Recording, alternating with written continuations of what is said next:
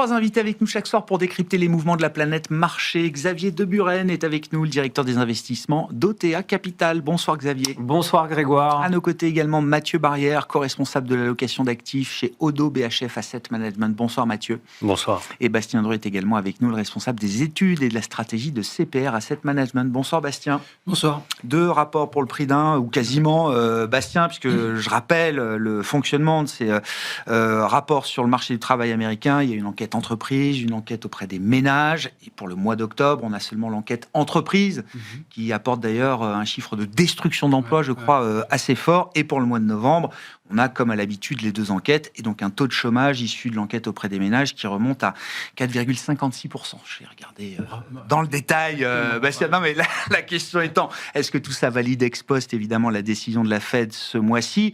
Et est-ce qu'on reste sur un ralentissement ordonnée du marché du travail, ou est-ce qu'il y a une forme d'accélération de la dégradation de ce marché du travail? Beaucoup de questions. Bon, alors, ce job report, il est double, parce qu'il y a celui d'octobre et de novembre. Si on regarde l'ensemble des deux, octobre et novembre, si on agrège les créations d'emplois, c'est des destructions d'emplois aux alentours de moins 50 000, mais c'est largement expliqué cette contraction par le shutdown, en fait. Il y a des personnes des fonctionnaires qui ne sont pas comptabilisés comme étant en emploi, et donc il faut les retrancher. Si on regarde le secteur privé, donc j'ai amené mes notes là, on a sur l'ensemble des 2 mois 121 000 créations d'emplois dans le secteur privé. Donc ça a été soulevé par beaucoup d'observateurs aujourd'hui. Donc on pourrait dire, c'est super, finalement, il y a beaucoup de création d'emplois, sauf que c'est extrêmement concentré dans un seul service, qui est le secteur des services à la santé. Ouais. Et en fait, le secteur des services à la santé explique sur les 2 mois 124 000 des 121 000 créations d'emplois. Ah, ce qui veut dire que hors service à la santé, finalement, il y a des destructions d'emplois. Ouais. Et c'est pas nouveau, on le voit maintenant depuis un peu plus de 6 mois. En réalité, hors le secteur des services à la santé, on a vraiment un marché du travail qui est à l'arrêt.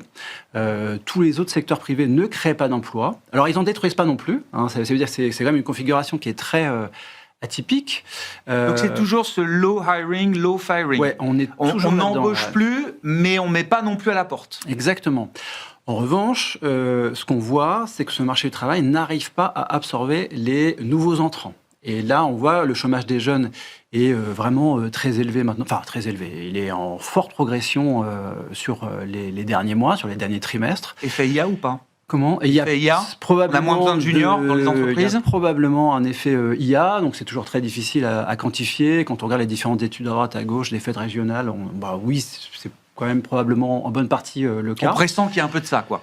Oui, exactement. Et en fait, le fait que le marché du travail n'arrive pas à absorber les nouveaux entrants, ça fait que le chômage est en train de monter. Et maintenant, donc j'ai fait le calcul, là, sur 1 an, on est sur 1 million de chômeurs en plus, quoi. Donc, je pense que la Fed peut quand même pas se satisfaire d'une économie qui est en train de générer 1 million de chômeurs par an. Donc, ça valide complètement la décision qui a été prise la semaine dernière de baisser les taux. Et très probablement, ça validera aussi les prochaines baisses de taux. Au pluriel? Ah bah oui, en tout cas, c'est ce qu'on pense. On ne sera peut-être pas d'accord là-dessus. Est-ce que l'histoire que vous racontez, que ces rapports sur l'emploi nous racontent, est-ce qu'on le réconcilie avec le dernier scénario macro qui a été envoyé par la Fed? Non. Non. C'est quand même ça que j'ai retenu. Ce que nous vend Jérôme Powell, c'est déjà plus de croissance, 2,5%, et moins d'inflation l'an prochain aux États-Unis. C'est déjà assez daté. C'est-à-dire pas de ralentissement, quoi. Alors, c'est plus compliqué que ça, parce que pour l'activité, ils ont probablement raison qu'il y aura une croissance relativement correcte l'année prochaine. En revanche, est-ce que ça se mariera avec un marché du travail qui s'améliorera l'année prochaine? Moi, j'ai quand même vraiment des doutes par rapport à tout ce qu'on peut voir cette année. Là, la prévision de taux de chômage des membres du FOMC pour la fin de cette année, c'est 4,5. On est déjà à 4,6. Donc, en fait, ils sont déjà presque en retard déjà sur là-dessus. Et puis, surtout, ils prévoient une baisse du taux de chômage l'année prochaine. Donc, on a quand même du mal à anticiper que l'année prochaine, tout d'un coup, toutes les personnes qui n'arrivent pas à trouver un emploi arriveront à trouver un emploi et que le taux de chômage baissera l'année prochaine. Donc, voilà, je pense que la Fed devra revenir aux baisses de taux l'année prochaine. Quelque chose qui doit lâcher d'un côté. Exactement. Ouais. D'accord. Et donc, il y aura plus d'une baisse de taux selon toute vraisemblance, l'an prochain aux États-Unis, une étant le scénario médian qui a été signalé par les banquiers centraux américains. Qu'est-ce qu'il faut avoir comme idée macro, ou qu'est-ce que vous avez comme idée macro pour les États-Unis l'an prochain chez ODDO BHF AM, Mathieu, partant des chiffres qu'on commente là avec Bastien? L'idée, effectivement, c'est celle d'une Fed qui, pour de multiples causes, peut être amenée à couper un peu plus les taux courts que ce qui est actuellement pricé par les marchés financiers, qui tournent à un peu moins de baisse de taux. On a effectivement toujours une pression politique. Alors des fois elle est exacerbée, des fois elle se réduit un peu. Elle reviendra probablement en janvier avec le choix de la tête de la Fed. On a effectivement cette montée du chômage qui est plus rapide que les attentes, et on a également, c'est vrai qu'on a été très dominé par l'inflation des services, mais il y a aussi le manufacturier et le coût de l'énergie. On a énormément de facteurs qui poussent très rapidement le prix du pétrole à la baisse. On a cassé ce range 60-70 dollars dans lequel on pensait un peu que le WTI s'inscrirait, 56 dollars. Et ça d'ailleurs, c'est pas juste limité aux États-Unis, c'est assez global. Ça fait assez longtemps qu'on n'a pas eu de période en Europe avec du baril de pétrole à moins de 50 euros.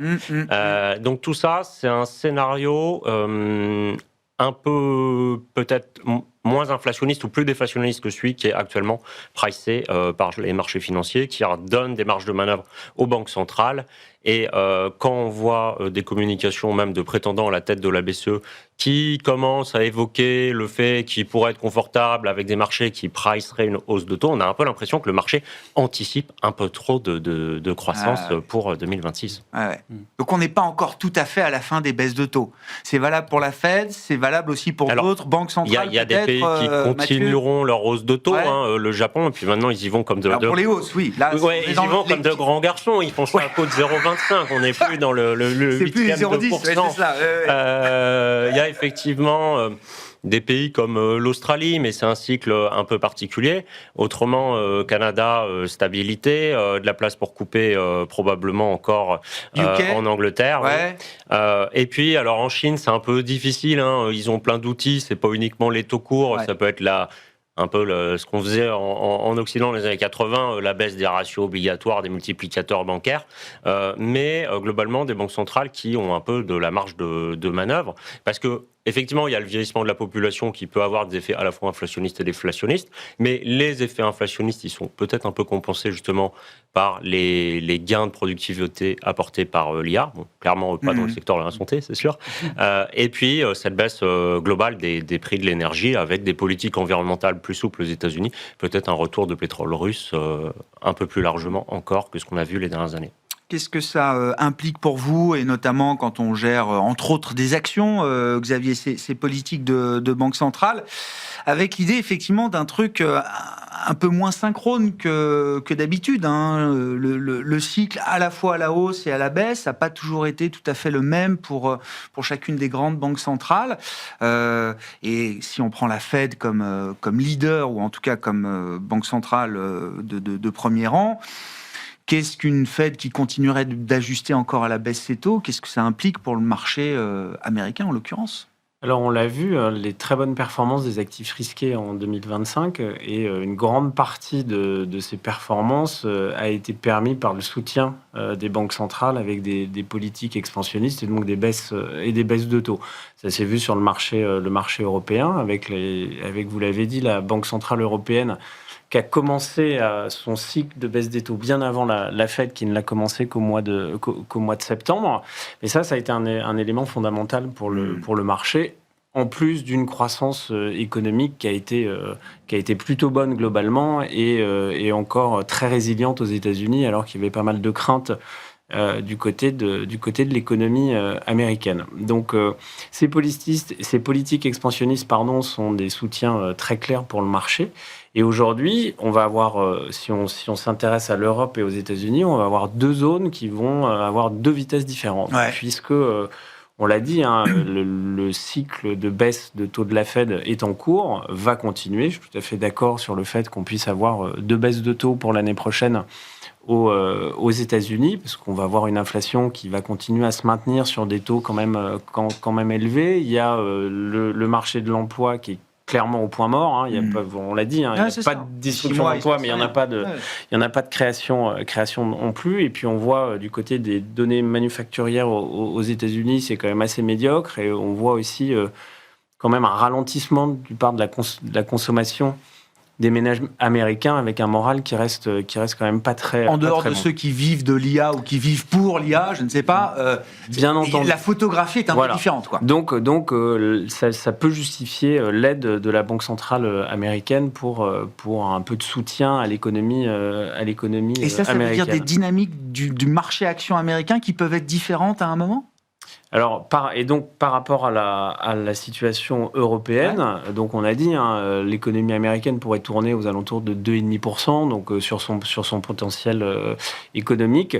Du côté de l'Europe, on parle plutôt, alors même si la Banque centrale européenne est très dynamique dans son discours en disant qu'elle nous prépare à des révisions à la hausse de la croissance pour 2026, c'est un discours qui est quand même assez net sur le fait que le statu quo est là pour durer en Europe. Donc plus de soutien sur les conditions financières qui pourraient s'améliorer. Et quand il y a des conditions financières favorables, eh bien, ça permet de relancer l'investissement des entreprises ou la consommation des ménages, notamment en Europe.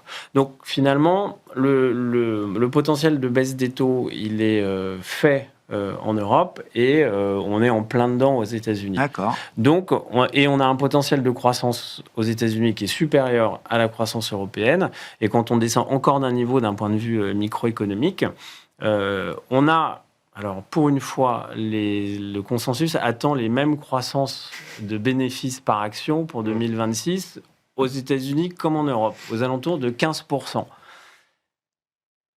Ça fait 3 ans qu'il n'y a plus de croissance bénéficiaire en Europe. Ça fait 3 ans. Alors, ça fait qu'on arrive sur des effets de base qui sont plus faciles à mettre.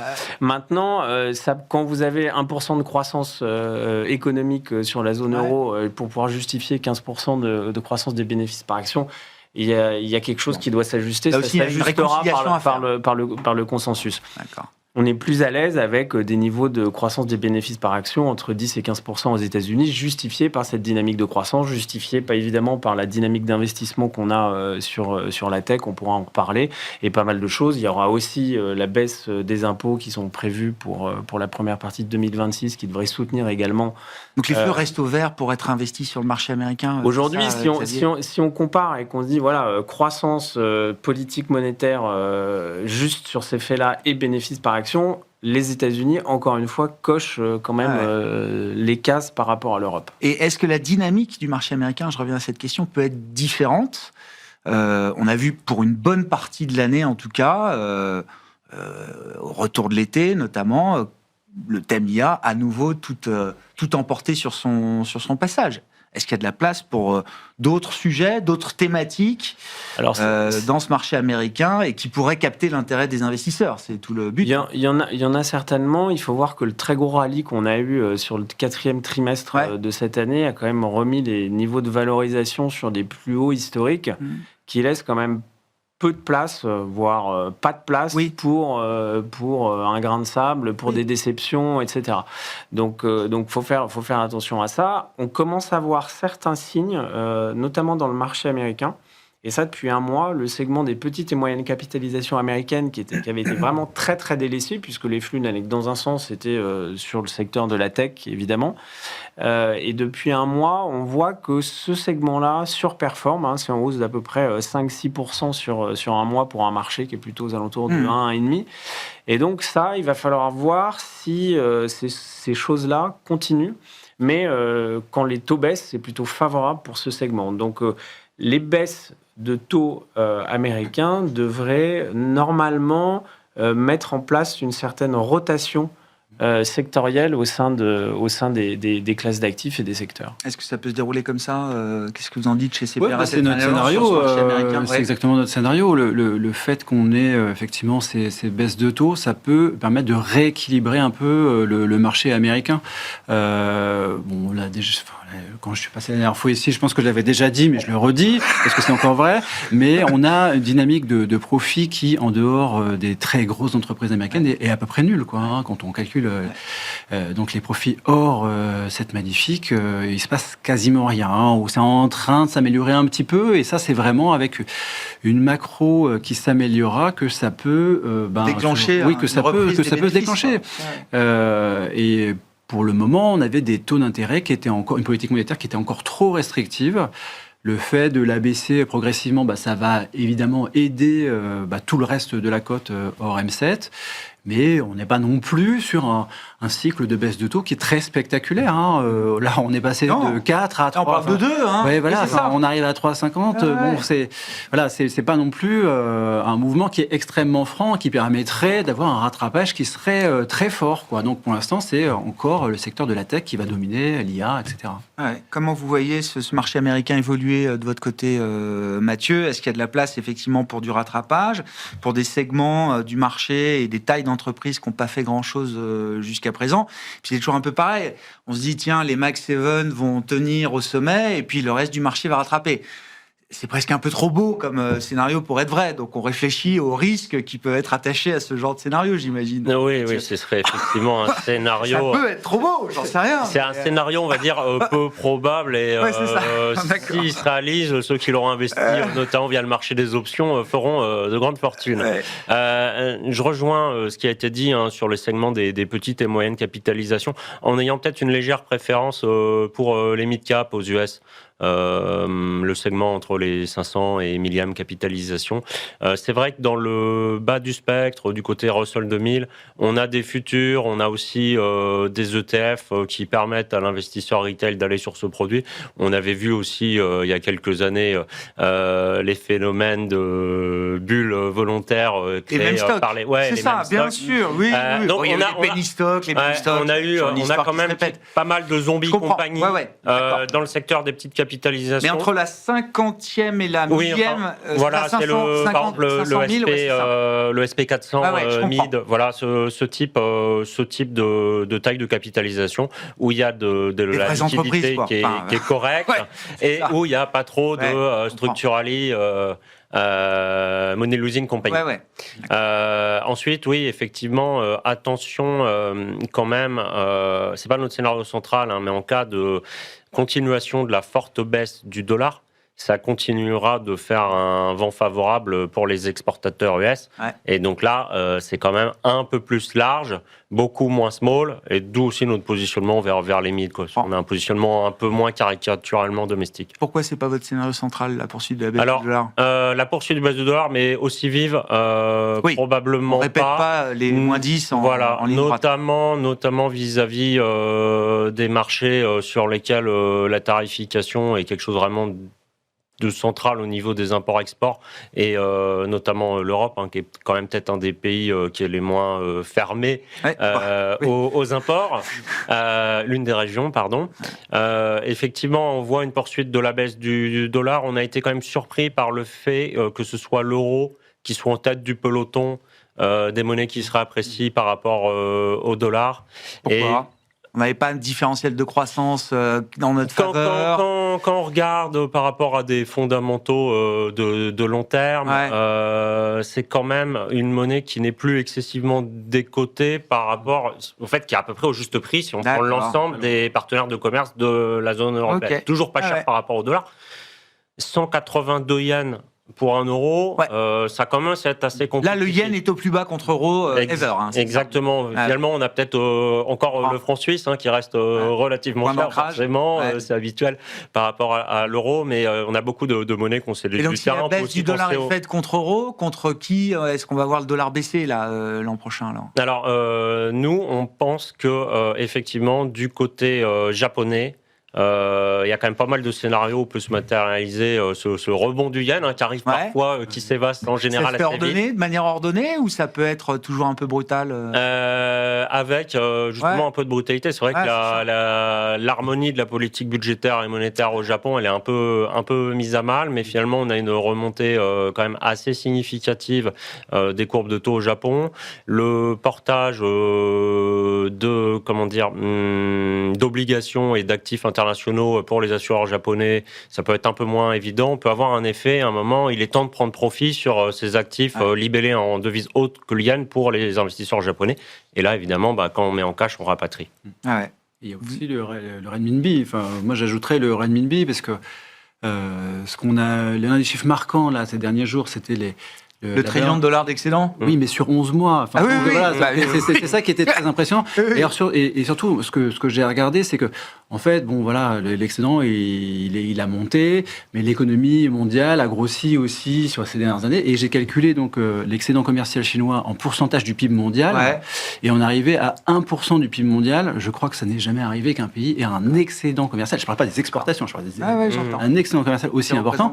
Et quand on regarde un cas à peu près semblable, qui était celui du Japon dans les années 80, ça avait mené à une très forte appréciation du yen. Et en fait, le sens de l'histoire, c'est peut-être aussi quand même de l'appréciation du renminbi. Et on n'en parle pas du tout parce que ça n'est pas spectaculaire, mais le renminbi est au plus haut maintenant depuis facilement 12 mois, voire un peu plus que ça. Quoi. Je ne connais pas la date exacte, mais il y a vraiment une tendance qui est très claire et qui est même linéaire en fait sur les 12 derniers mois. Quoi. Donc voilà, et je pense que ça, c'est quelque chose qui est favorable pour les devises émergentes en général. Et j'ai pris la parole. Du coup, vas-y. Sur le renminbi, c'est probablement un peu plus ordonné.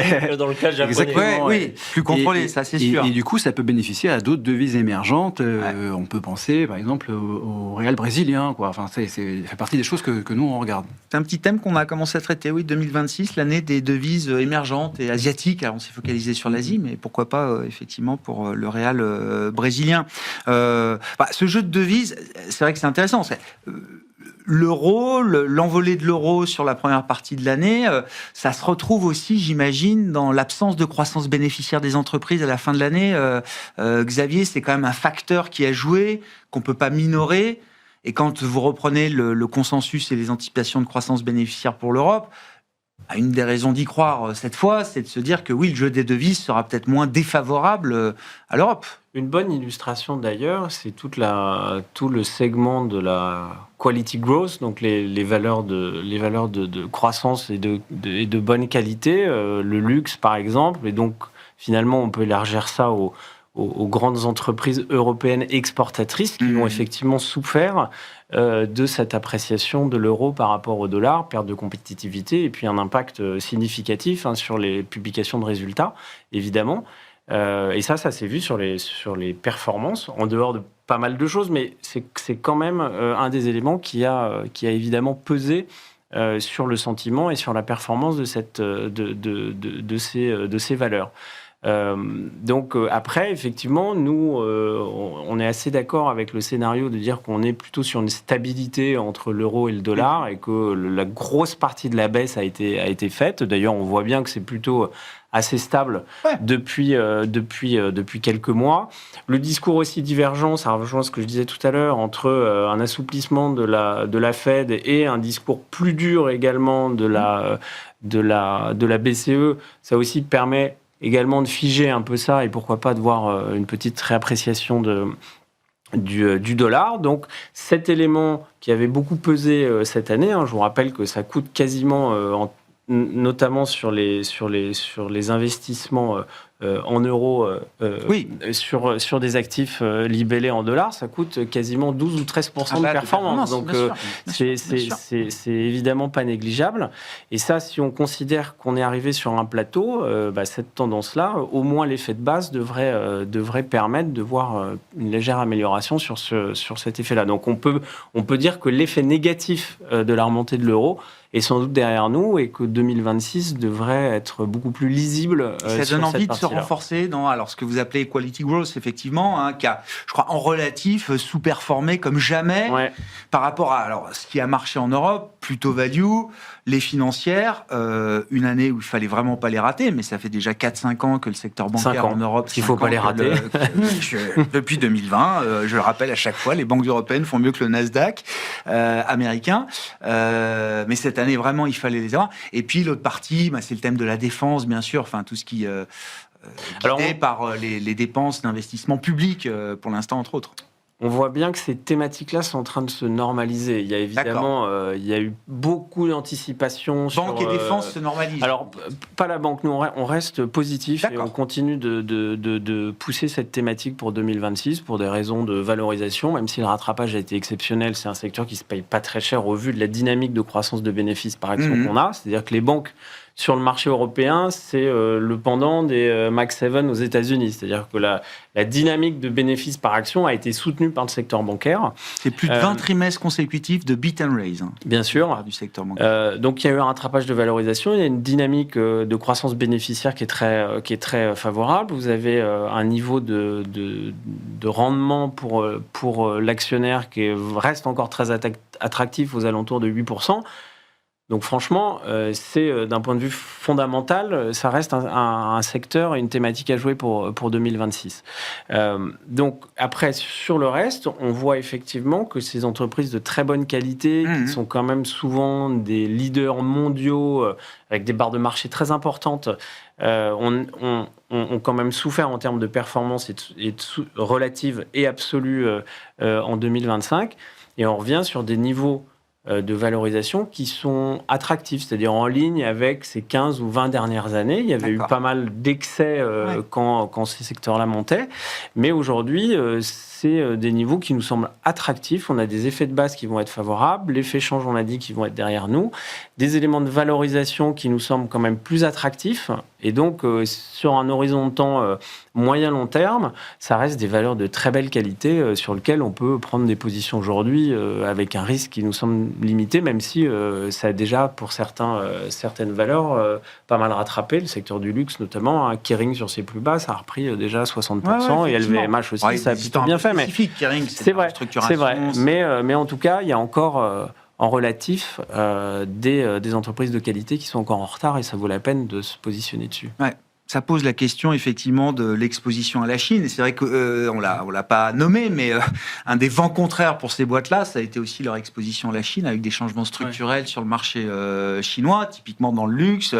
Bon, le consommateur chinois est peut-être pas en grande forme, et puis quand il consomme, de plus en plus, il arbitre vers des franchises ou des enseignes nationales.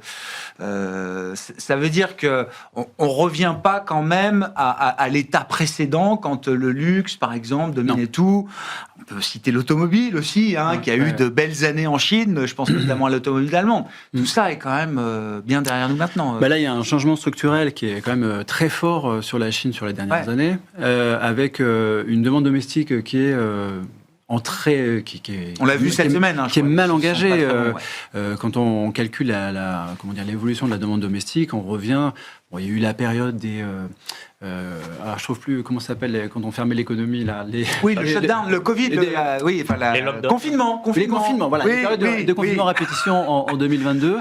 On est sur ce niveau de croissance, et pour retrouver cette médiocrité des chiffres chinois, il faut repartir dans les années 80, en fait. Donc, c'est vraiment une économie qui se porte pas très bien. Le consommateur, vraiment, est très déprimé.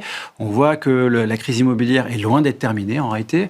Les prix continuent à baisser très rapidement. Depuis le pic, les prix dans l'ancien ont perdu 20% quand même. Maintenant, ça commence à faire vraiment beaucoup. Et puis, ça pèse énormément sur le moral des consommateurs chinois qui, pour beaucoup, n'ont que cet actif pour la retraite. Donc, tout ça, ça pèse énormément. Et en fait, on a ces surcapacités, finalement, de production qu'il peut y avoir en Chine qui viennent... vraiment peser finalement sur les secteurs exportateurs d'autres pays, comme on venait de le dire, sur les constructeurs automobiles allemands. Donc là, on a vraiment ce choc Chine 2.0 qui se matérialise complètement, quoi. Et pour autant, Mathieu, et là aussi, c'est un des faits marquants de l'année 2025, la Chine est redevenue investissable. En tout cas, pour ceux qui pensaient qu'elle ne l'était plus, elle est redevenue investissable pour des raisons qu'on n'imaginait pas il y a peut-être encore une paire d'années. Parce que la Chine est à la pointe de l'innovation mondiale aujourd'hui dans tout un tas de domaines. Alors ça, c'est avéré. C'est avéré. Et puis peut-être aussi en termes d'innovation, une bonne coordination monétaire et des autorités de régulation des places financières chinoises. 2023, on avait quand même de plus en plus, on va dire, d'officiels chinois qui faisaient des petits tours en Occident en expliquant que si, il fallait aller avoir confiance et que le but d'une entreprise chinoise, c'était de refaire monter son cours de bourse parce qu'il fallait quand même payer un peu les investisseurs. Et à l'époque, en Europe, voire même aux États-Unis, on se posait des questions sur la moralité des rachats d'actions. En Chine, ça poussait pour faire du buyback, pour remonter les cours au-delà de leur valeur fondamentale. Une logique assez simple aussi. Finalement, il y a des titres sur un marché. S'il y a moins de titres, les titres valent plus cher. Donc, c'est la fin des introductions en bourse. Attention quand même, parce que depuis cet été, les autorités chinoises disent pas à toutes les entreprises de tech chinoises allez-y, faites de l'IPO et vendez votre technologie à l'international, mais ils réautorisent quand même le pipeline. Bien sûr. Donc ça veut dire des papiers qui reviennent. Et puis, alors ça peut aussi d'ailleurs être une thématique sur les US, mais si on a un gros retour des introductions, des augmentations de capital, dans les marchés bien organisés, ça peut quand même venir peser sur le potentiel de hausse. Ouais, très clair. Bon, en Chine, on essaye aussi d'orienter quand même le ménage chinois toujours plus vers les marchés de capitaux et vers la bourse, j'imagine. Alors, on essaye, ça, c'est pas forcément fait intégralement. On a plutôt les investisseurs chinois qui vont d'ailleurs sur le marché de Shanghai. Ce qui était assez intéressant, c'est qu'on a quelques titres, quelques dizaines de grosses capitalisations qui ont une double cotation entre Hong Kong et Shanghai. On devrait quand même avoir une forme de similarité des prix parce qu'on a des mécanismes de transfert de titres entre les deux places. Historiquement, quand je dis historiquement, c'était on va dire de 2011 jusqu'à 2023, on avait les entreprises chinoises qui étaient moins chères à Hong Kong, la place des investisseurs internationaux, qu'à Shanghai. C'est toujours un peu le cas, mais c'est plus absolument systématique. On a même certains titres, on va dire, traditionnellement qui avaient toujours été considérés comme acceptables, qui commencent à être maintenant plus chers sur la place internationale, très caricaturale, que la place domestique. Donc, je pense qu'on peut plus raisonnablement dire qu'il y a un sous-positionnement structurel des gérants actifs sur la Chine désormais. Et d'ailleurs, il suffit de le voir par le jeu des corrélations. Une autre manière de jouer la Chine cette année, c'était assez bête, c'était de pas avoir d'Inde. On regarde la performance du marché indien. Bon, ce momentum trade, long Chine, short Inde, comme plein d'autres trades de momentum dans le marché, ça commence quand même à caler un peu. Donc, c'est ça. Pour du structurel, la Chine, ça reste formidable. En conjoncturel et en tactique, il n'y a pas forcément un potentiel énorme dans la semaine qui vient. On parlait IPO, j'ajoute M&A aussi. Est-ce qu'on a les ingrédients d'une vraie reprise de ces sujets qui sont aussi des thèmes de marché à part entière, qui permettent de mettre des prix, de mettre des niveaux de valorisation aussi. C'est vrai que sur la partie M&A, on a terminé un peu l'année en fanfare avec la surenchère autour de Warner Bros. Discovery, la bataille entre Netflix et Paramount, mais ça avait commencé fort aussi avec les chemins de fer aux États-Unis, un gros deal dans les chemins de fer américains. Est-ce que c'est un thème là qui repart pour vous On voit que de toute façon, sur ces grandes consolidations un peu structurelles, il y a toujours des opérations. Ce qu'il faut regarder, c'est un peu plus bas, un étage des petites et moyennes entreprises, par exemple, et on voit bien que là, notamment aux États-Unis, avec la faible visibilité qu'il y a sur l'implémentation des droits de douane et les conséquences que ça va avoir, etc., que les chefs d'entreprise ne bougent pas une oreille, vont pas se mettre à investir, d'ailleurs, que ce soit dans des capacités de production ou que ce soit dans des acquisitions. D'ailleurs, ça sous-entend et ça explique aussi que le marché de l'emploi soit aussi atone. C'est qu'il n'y a pas de décisions d'investissement qui sont prises là-dessus. Après, on regarde en Europe, on a quand même une meilleure visibilité quand même. On a retrouvé des niveaux de financement qui sont vraiment très corrects. Et là, on a l'investissement des entreprises et des chiffres qui montrent qu'on a une reprise. On peut le voir d'ailleurs, SPI, qui lui continue à consolider son marché, continue à consolider, à racheter des entreprises, etc. Donc ça, il y a un flux sous-jacent. Quand une entreprise a un bilan sain et la capacité de pouvoir acheter, profite justement de certaines opportunités pour pouvoir continuer à consolider son marché. Après, on a vu aussi certaines petite capitalisation avec des niveaux de valorisation injustifiables, tellement basses, qui se sont fait racheter. C'est assez logique quand il y a une telle divergence au sein des thématiques, au sein des secteurs en termes de performance et en taille de capitalisation. Ça doit alimenter normalement le marché du M&A et l'illustration d'une reprise qu'on a vue sur le T4 nous le prouve. Ouais. Après, je notais qu'en moyenne, quand même, alors le privé, le private equity offre encore des valorisations plus intéressantes pour les entreprises que les marchés liquides cotés. Effectivement, une forme d'aberration. Il y a une déprime à la liquidité, une prime à l'illiquidité aujourd'hui, mais quand même, j'ai l'impression que les deux convergent. Les multiples payés dans le privé sont quand même bien moins élevés aujourd'hui qu'il n'y avait encore quelques années derrière nous, quoi. C'est sûr. Ça s'ajuste. Ça s'ajuste. Forcément, il y avait certainement des exagérations dans le private equity, mais si on regarde la dynamique du private equity, et je pense que l'élément le plus facile pour juger cette dynamique, c'est les levées de fonds, de nouveaux fonds. Par ces gérants de private equity, et c'est quand même très très difficile aujourd'hui. Il y a des objectifs qui sont donnés. Finalement, les fonds, les acteurs du private equity n'arrivent qu'à lever 50, 60, 70% de leurs objectifs. Ça montre bien que déjà les gens en ont beaucoup. Et que finalement les performances qui commencent à arriver montrent qu'on est loin des niveaux de TRI qu'on avait pu constater c'est les années précédentes. Donc tout s'ajuste. Donc ça met du temps, mais tout s'ajuste. Bon, petit tour de table à mot d'ordre pour l'investissement en 2026 chez CPR Asset Management. Je ne sais pas, une ou quelques idées directrices. Nous, on croit toujours au thème de l'IA. On a un fonds IA, mais on croit vraiment qu'en fait, les interrogations qu'il va y avoir, parce qu'il y aura des interrogations qui créeront de la volatilité sur cette trajectoire, finalement, là, on aura de bonnes performances sur l'année 2026. On continue à croire que la progression des profits qu'on peut avoir sur les grandes sociétés technologiques se poursuivra. Voilà, les doutes qui pourront apparaître, qui apparaissent déjà et qui pourront apparaître à nouveau, seront quand même évacués par la performance économique de ces entreprises. Vraiment, ce qu'on pense, c'est que la demande pour tout ce qui concerne les services cloud aux États-Unis et les demandes pour les data centers est vraiment beaucoup plus forte que la capacité de déploiement finalement que peuvent avoir les hyperscalers. Et donc, on continue à croire à ce thème-là, quoi. Donc, il ne faut pas se décourager, même s'il y a de la volatilité ponctuellement, à cause des interrogations sur la disponibilité d'électricité, à cause de ces différentes thématiques, quoi. Oui, c'est l'aventure, l'IA, effectivement. Chez Odo BHF Asset Management, c'est quoi la ligne directrice pour débuter 2026? Alors, Mathieu, on a beaucoup échangé sur les marchés d'actions. C'est pas les seuls marchés. On garde notre positionnement crédit. Le crédit pour le portage, évidemment, vu les niveaux de spread actuels, on ne voit pas des resserrements massifs. On ne va pas avoir une banque centrale qui fait des effets d'éviction, mais du portage, du crédit court. Et puis, on observe quand même des courbes de taux qui nous paraissent trop pointues. On ne croit pas... trop pointues, certaines? Oui. Le Japon? C'est la plus pentue. C'est la plus pentue. Je sais pas, c'est la plus pentue. Effectivement, moins il y a de croissance, plus c'est pentu.